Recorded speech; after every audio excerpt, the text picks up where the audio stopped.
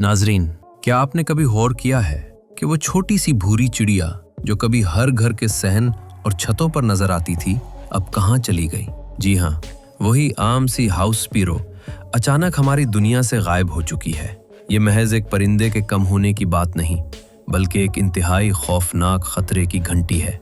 मार्च 2011 की एक रिपोर्ट के मुताबिक पाकिस्तान, इंडिया और बांग्लादेश के बड़े शहरों जैसे कराची, लाहौर, मुंबई और ढाका में इनकी आबादी खत्म होने के करीब है।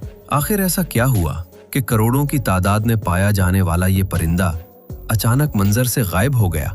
ये चिड़ियां सिर्फ साफ हुआ वाले माहौल में जिंदा रहती हैं।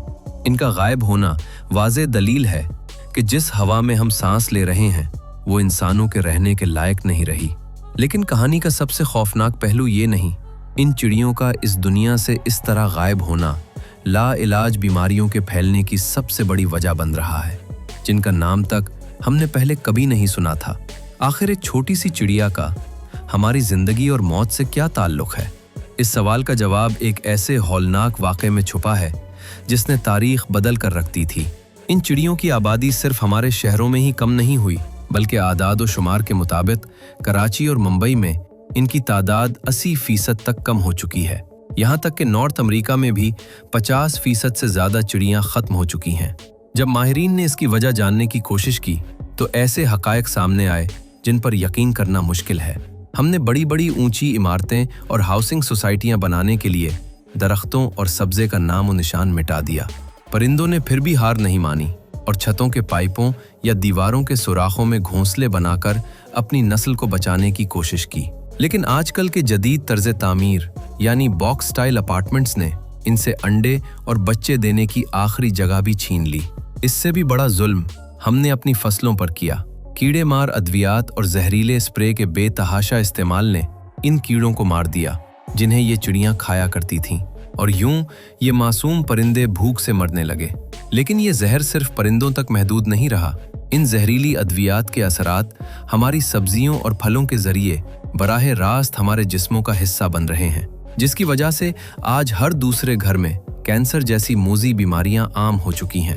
अगर ये काम कुदरती तौर पर इन चिड़ियों पर छोड़ दिया जाता तो हमें कभी इतने जहरीले स्प्रे करने की ज़रूरत न पड़ती, क्योंकि अल्लाह ने दुनिया में किसी चीज़ को बेमकसद पैदा नहीं किया। 1958 में चीन के रहनुमा माओ ज़ेतुंग ने एक ऐसा फैसला किया जिसने तारीख का रुख मोड़ दिया।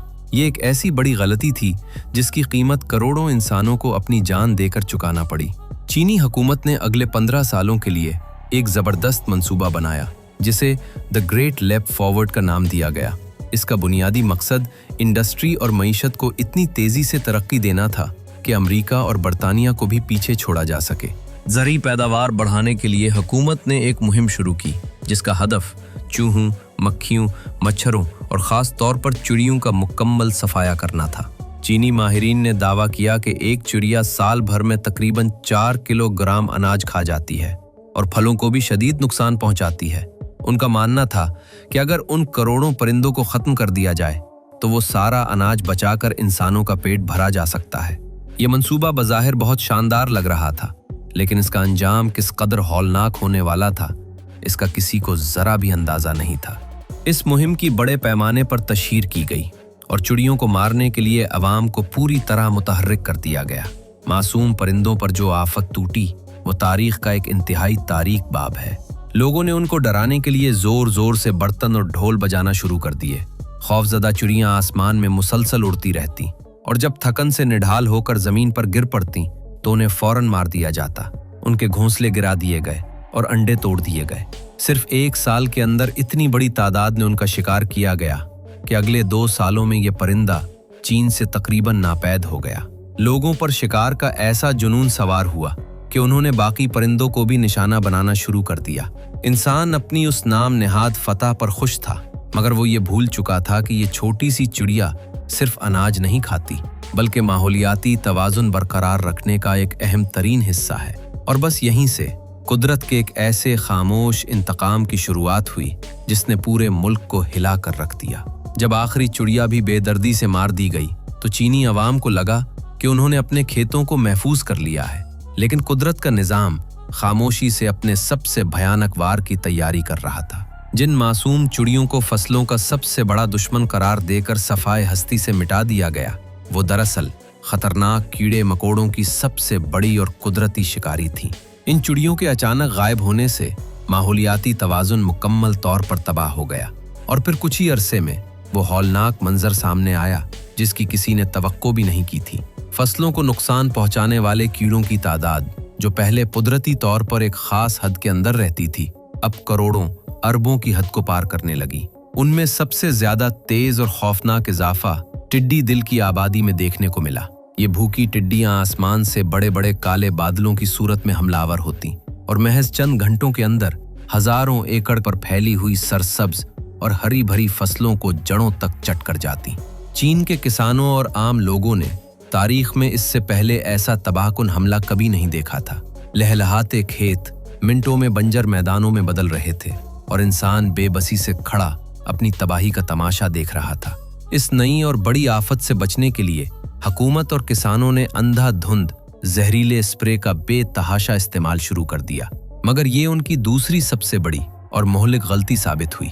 इन केमिकल्स ने टिड्डियों के होल का तो कुछ नहीं बिगाड़ा, उल्टा फसलें पूरी तरह जहरीली हो गईं और जरखेज जमीन की पैदावारी सलाहियत हद से ज्यादा गिर गई।